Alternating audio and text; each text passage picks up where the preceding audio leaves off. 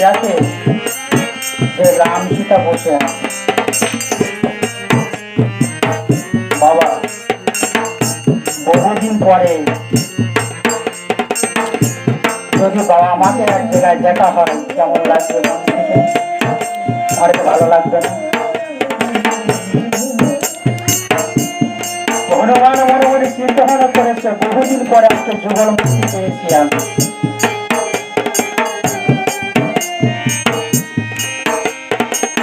আমি মাকে বাবাকে বহুদিন পর পেয়েছি, প্রভুকে বহুদিন পর পেয়েছি, একটা যুগল মুক্তি পেয়েছি।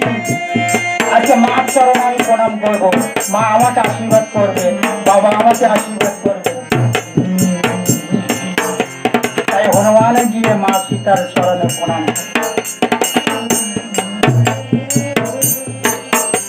যখন মার চরণে প্রণাম করেছে,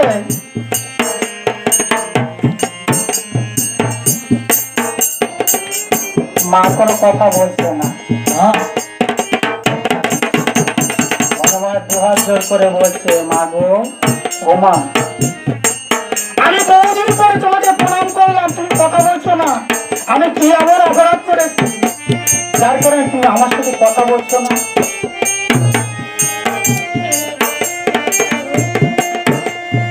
স্বর্ণ সীতা কি কখনো কথা বলে বাবা? মাটির প্রতিমা কি কখনো কথা বলে?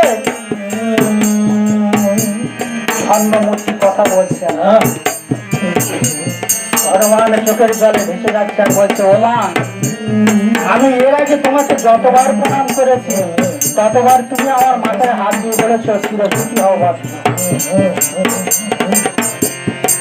চিরসুখী হও বাচ্চ, দীর্ঘায়ু হোক। তুমি আমার মাথায় হাত দিয়ে আশীর্বাদ করেছ।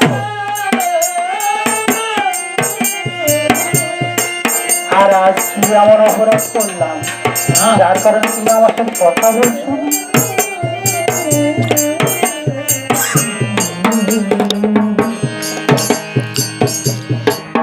কিন্তু হনুমান তো বুঝতে পারছে না। তাই কি করেছে, প্রভুর চরণে প্রণাম করেছে। প্রভু দুহাত উঁচু করে বলছে, হনুমান দীর্ঘায়ু হও, দীর্ঘজীবী হও। বলছে, প্রভু আমার একটি প্রশ্নের উত্তর আপনি আমাকে দিন।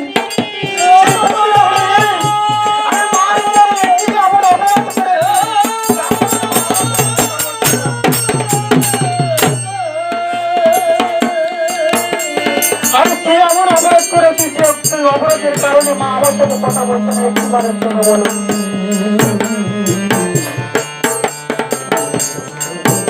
প্রভু রামচন্দ্র আমার বলছে, বাবা আমার, বাবা তোমার কোনো অপরাধ নেই বাবা, তোমার মারও কোনো অপরাধ নেই। তুমি তাকে প্রণাম করেছো সে স্বর্ণ সীতা, স্বর্ণের সীতা। তুমি জানো না বাবা, আমার মাকে যে ওই লক্ষণকে দিয়ে পঞ্চবটির বলে রেখেছে, তুমি জানো না? হনুমান আবার বলছে, প্রভু আমি এতদিনে তোমাকে কোনো কিছু বলিনি, কোনোদিন তোমার কাছে কোনো বলতে চাইনি, কিন্তু আজকে তোমাকে বলতে হবে। কোন অপরাধে মা জানকীকে দিলে বনবাস? তুমি বলো বলো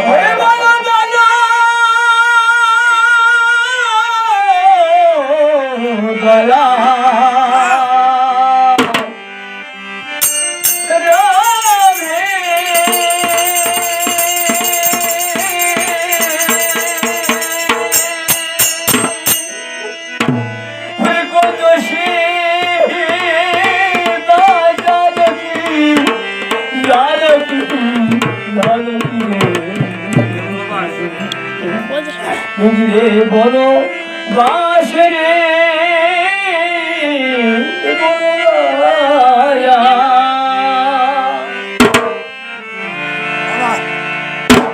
আরে আমি যাহার লাগিয়া সাগর বান্ধিলাম,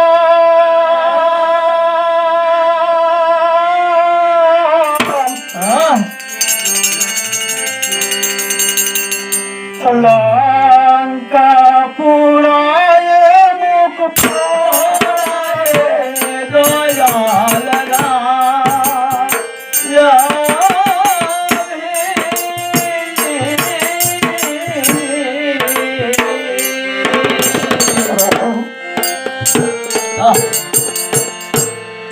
আজ আপনাকে বলতে হবে কেন আমার মাকে ওই পঞ্চবটির বলে তুমি রেখে এসেছো। আজ বলতে হবে আমি যারও লাগিয়া ওই সাগর বাঁধিলাম লঙ্কা পুরায়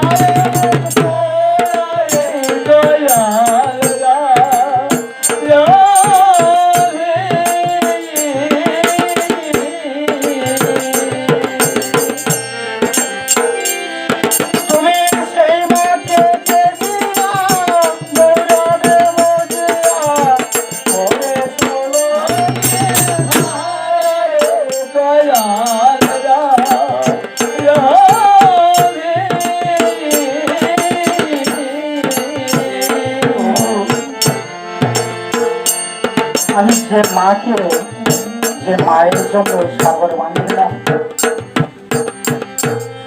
ওই লঙ্কায় যখন গিয়েছিলাম তখন রাবণের সকল সেনাবাহিনী সবাই মিলে আমাকে ধরলো। ওরা কি করলো জানো জানো প্রভু? আমার লেজেতে আগুন দিয়ে দিল। আমি যন্ত্রণা সহ্য না করতে পেরে ওই লেজের আগুন দিয়ে সারা লঙ্কা আমি দিয়ে দিয়েছিলাম।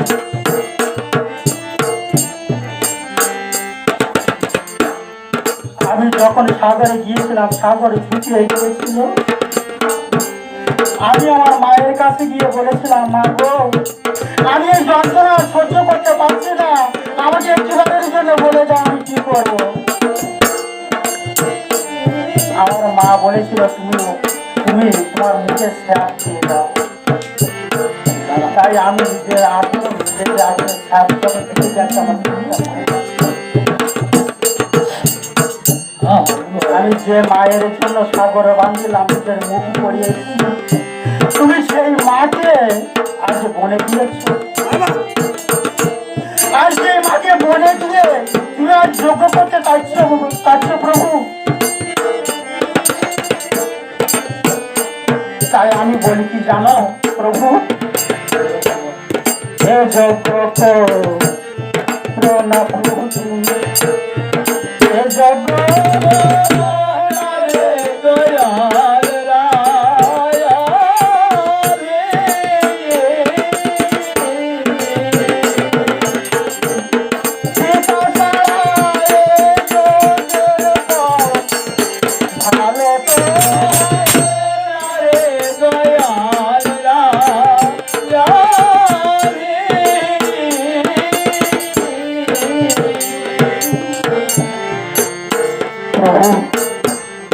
আমি আপনার কাছে দুহাত জোর করে বলছি, আগে মা জানো থেকে আনুন অর্ধেক ফিরিয়ে আনুন, তারপরে যোগ্য করুন। তাই এই যোগ্যের ফল ভালো হবে না। প্রভু রামচন্দ্র বলছে, হনুমান হনুমান তুমি আমার চেয়ে বেশি বুঝতে শিখে তো না।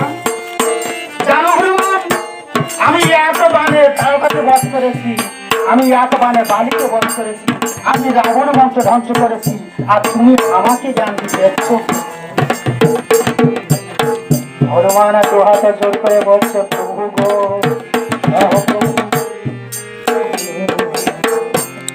আজ তোমার মনে হয়েছে বড় অহংকার। এই অহংকারের বশবর্তী হয়ে তুমি করতে যাচ্ছ যজ্ঞ, এই যজ্ঞ কখনো সফল হবে না প্রভু।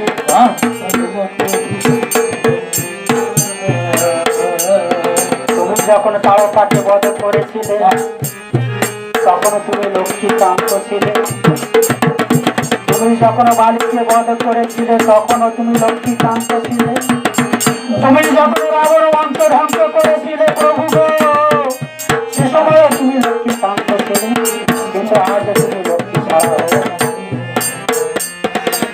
প্রভু। আর একটা কথা বলে শুনুন, আর একটা কথা বলে শুনুন, লক্ষ্মী ছাড়া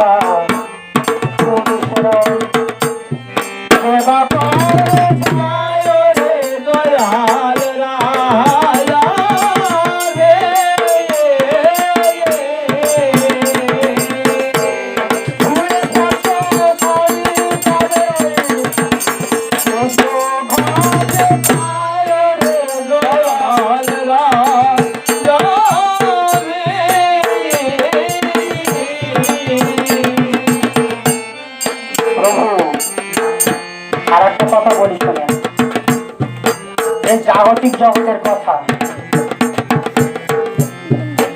যদি কোনো পুরুষ মানুষ লক্ষ্মী ছাড়া, নিজের স্ত্রী ছাড়া বা নিজের স্ত্রীর মতের বিরুদ্ধে যদি কোনো কাজ করে, সে কাজ কখনো সফল হবে না। নিজের স্ত্রী ব্যতীত বা নিজের স্ত্রীর মতের বিরুদ্ধে যদি কোনো কিছু করে, কোনো পুরুষ মানুষ একটাই করে বলতে যায়, সে কাজ কখনো সফল হবে না। তাই হনুমান শিক্ষা দিচ্ছে, প্রভু লক্ষ্মী ছাড়া পুরুষেরা যে ব্যাপারে যায়, স্পষ্ট সাজ তাদের পুষে ঘটে না। তাই কি বলছে, না প্রভু তুমি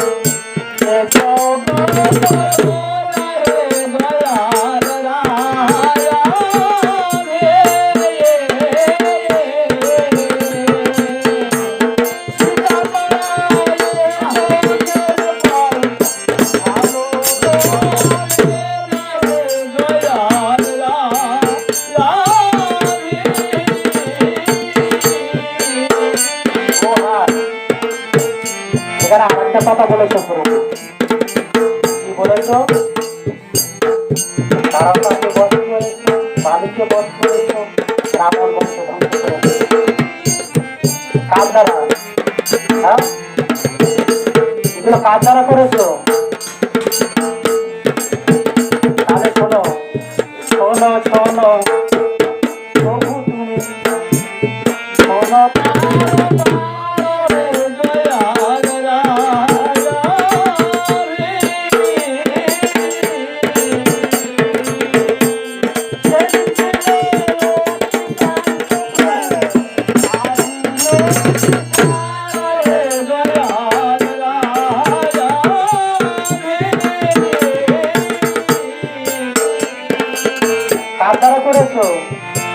ওই মা সীতাকে উদ্ধার করবার জন্য করেছে।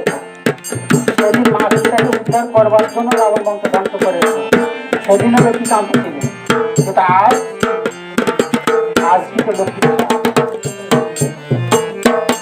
তাই বলছি এই যোগ্য না প্রভু তুমি